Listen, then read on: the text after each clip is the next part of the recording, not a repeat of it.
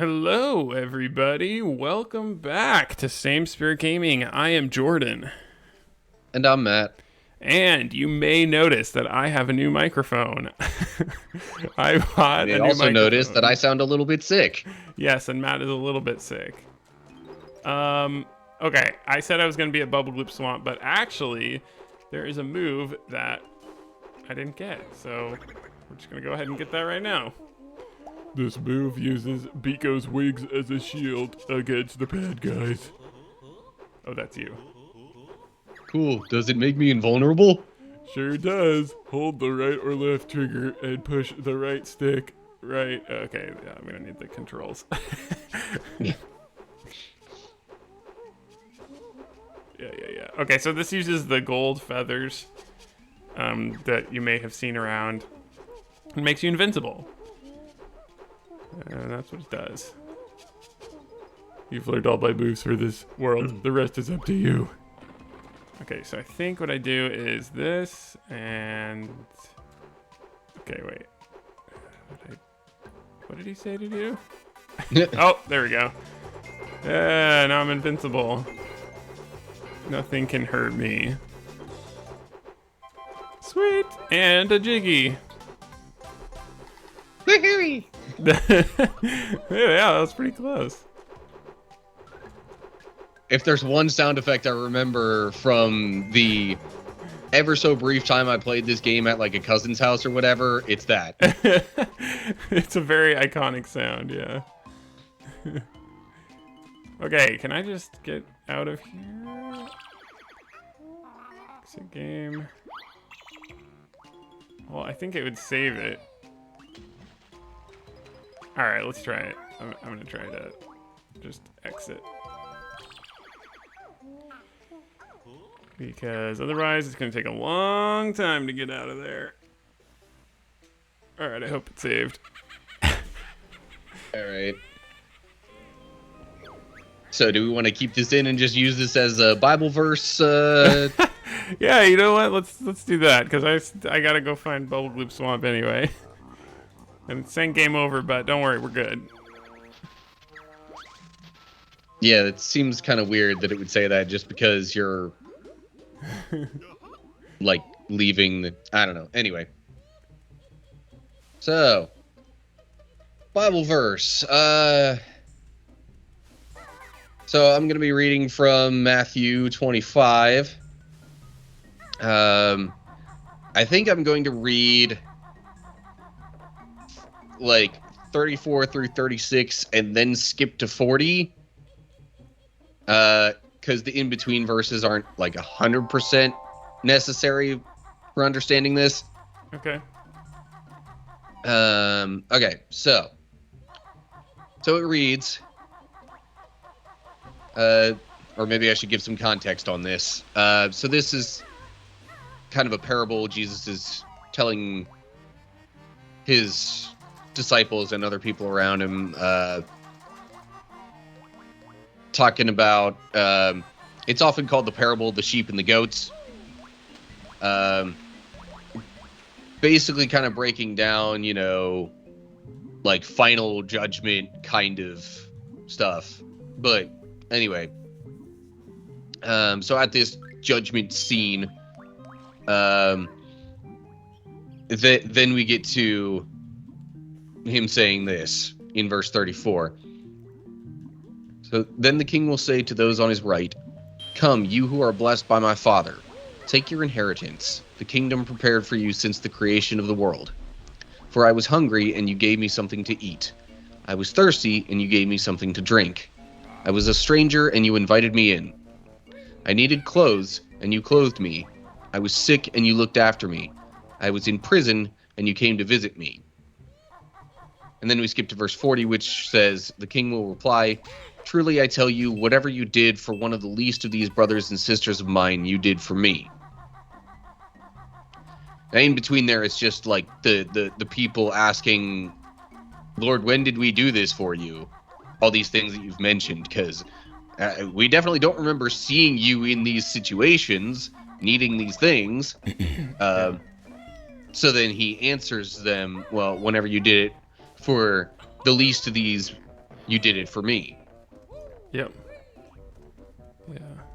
Oh, I have just enough to get in. Wow, sorry.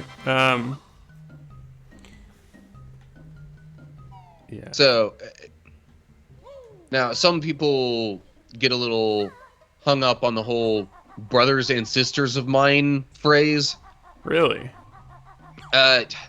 Like people who are inclined to get like hyper theological on every single little detail. Well, or at least some of them will take that particular phrase to mean like, oh, it's only really when you're helping out fellow believers that this applies. But really, with all the other things in the Bible that talk about loving your enemies and, basically helping any other kind of person as well, I think that's kind of included in this phrase too. Yeah, wait, so what's the problem with brothers and sisters? They're just... Well, like, okay, so especially those who are of a certain branch of Christianity and hold to things like, predestination and, only certain elect people get into heaven and that kind of thing. Okay. When it says, whatever you did for one of the least of these brothers and sisters of mine, they take that to mean it's only really when you're helping fellow believers. I see. Okay. But that sounds unnecessarily exclusive to me. Right, because I agree. God also commands us to help people who are not our brothers and sisters. Yes. In the faith. Right. And if you're following in Jesus' footsteps, he was helping the least people, as in tax collectors and yeah, prostitutes and people who probably wouldn't have been seen as the most of people, if that makes sense. I really hope this is the right way. Anyway, all this to say that, basically, whenever you're helping other people out, especially those that are, less fortunate. Yes. Like, in a way, you're doing it to God. Yes. Like, you're definitely, showing God's love to other people that way. You're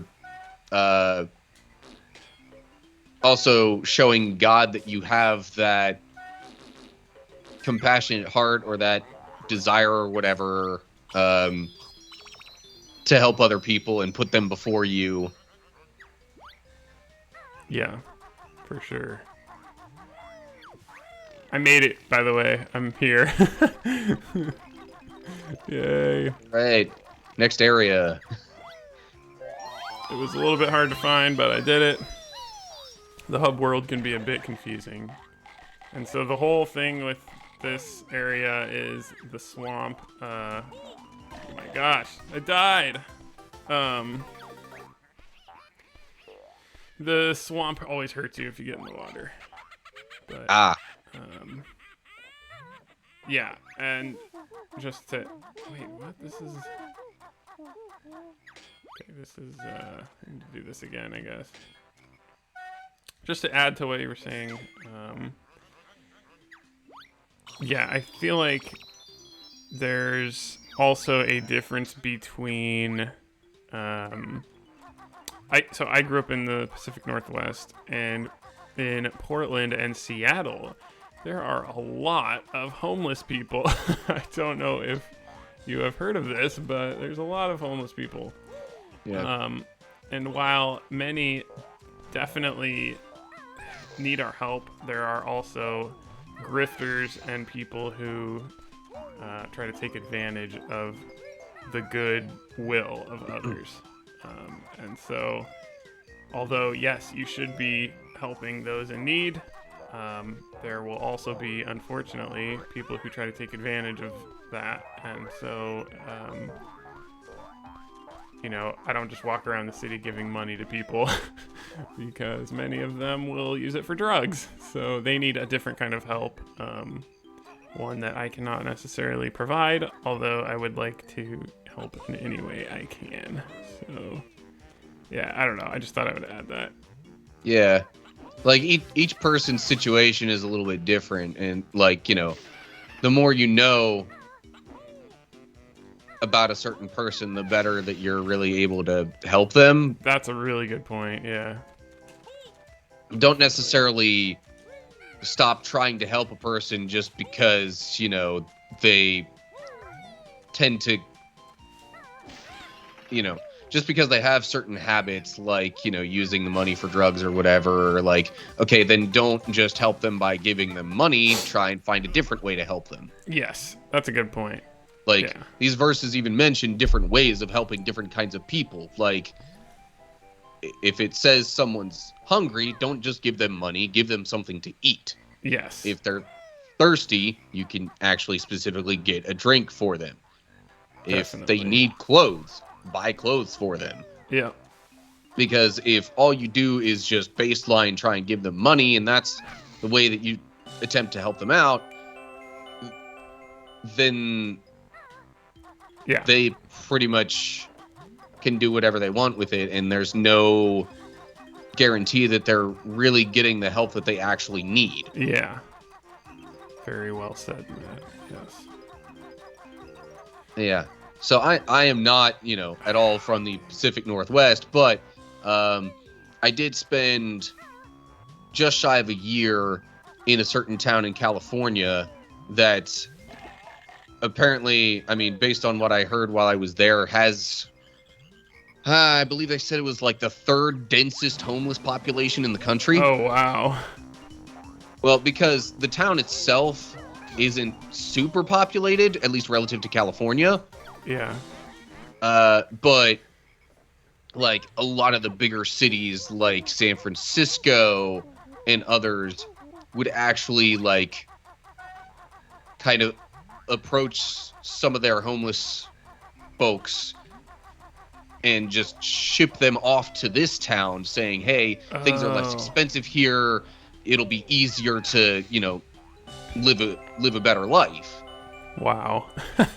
But Shipping otherwise people not off. like all they do is just put them on a bus and drop them off. They don't really give them any other assistance. Yeah, that's not helping people. Oh my gosh. This is hard. This is very hard. And I don't know, I can't beat these frogs. Like, it seems like no matter what I do. See, I hit him and then... Okay, you gotta hit him twice. I see. Oh my gosh. This is like the difficulty spike here is very big. What the? I hit him. Yeah. I gotta go back. I know. Yeah. Yeah. This area seems tough. It's very hard. Yeah, take that. You have to hit him right at the right time. Is there a limit to these guys? Yeah, they said, I bet you can't beat us all. There. Ah. I got him. Blood, you're too tough for us, Flibbits. Take our gold. At least that one's over with. Whew! This game got a lot harder. I don't remember doing this when I was a kid. Okay, I'm gonna go try that other one again.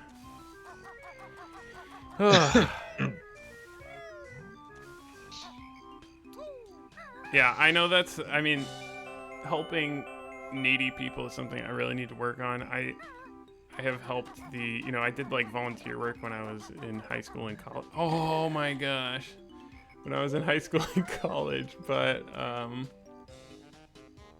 whoa, okay, I guess I'll just not go back for now. But yeah, it's been a while since I did any volunteer work, working at, it was a church. It wasn't like a soup kitchen, but we just basically served food for the homeless. So I wouldn't mind doing that again sometime. Helps the community. Yeah. I mean, there are some churches that are kind of better than others about actually going out and helping people. No Yeah. offense to any church in particular, because I mean, there's too many potential examples, but Yeah. like some of them almost have more the mentality of like, all right, we're going to have something to try and help people, but also try and get them coming here to where we are. Yeah, that's a good point. Okay, I just gotta take it slow because I think they give me a lot of time. Oh, yeah. You only have that one last section there to go, and you've got 20 plus seconds. There we go. All right. Much better. Oops. I don't know if that came over the mic. I kicked my desktop, which I have not been using to record. Oh, yeah, I have All I heard was what sounded like a sniff. Oh, okay. This mic is awesome. This new mic filters out all the bumbling and fumbling around I do. And the fan, the laptop fan, which I'm sure people have heard about. I don't know if there's thousands of comments. Okay. we don't have that many people watching, but if we did, they'd be complaining about it. So yeah, you give that guy an egg, and then this guy's like, hey, I want an egg too. I'm jealous, I want that egg.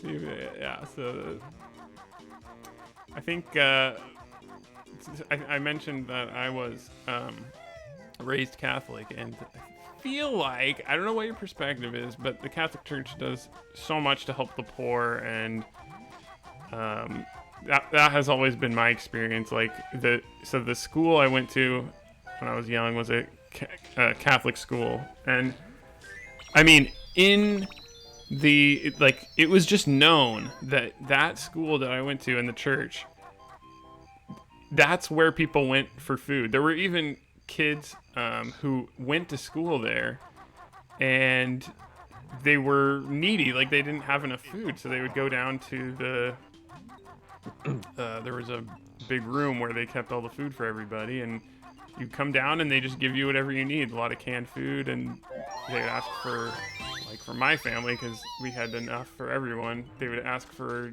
donations and that kind of thing. So you just bring it to school and they hand it out. So I don't know, I know people have a lot of different opinions about the Catholic Church, but my experience growing up was like, you just help whoever walks in. Like people would just walk in from everywhere and you just get food. That's it. Kind of cool. And yeah, I don't know that I consider myself Catholic still, for various reasons, but I'm not going to go into that in this episode. Yeah, I mean, it's a larger discussion. I don't like to think too hard about like identifying with a certain denomination or anything like that, because exactly, ultimately then that gets us nitpicking on like, oh, whose theology is better, or like, who which denomination is better at this, that, or the other thing. I mean, yeah, they each have kind of areas that they tend to be better at, and I think trying to limit your association to one in particular, then kind of leaves out some of the benefits of the others. I 100% agree. I think just the most important thing we can do is always go back to scripture. What does the Bible say about a specific thing? And honestly, I'm really glad you said this, because this is becoming more and more popular, where people will be like, oh, I'm non-denominational, but I think I would consider myself non-denominational as well, but it is also very important to have a community, which I feel like is also why you and me are kind of doing this because we can, obviously there's always going to be tons of different interpretations. And like you said, the different denominations have their own strengths and weaknesses, but all we can do really is to try to look at the Bible and take and look at all of these different interpretations and try to find the true, like, what was meant, and try to take those strengths without some of the weaknesses. There's a lot more I could say. I'm kind of being vague, but yeah, I'm glad you said that. Yeah.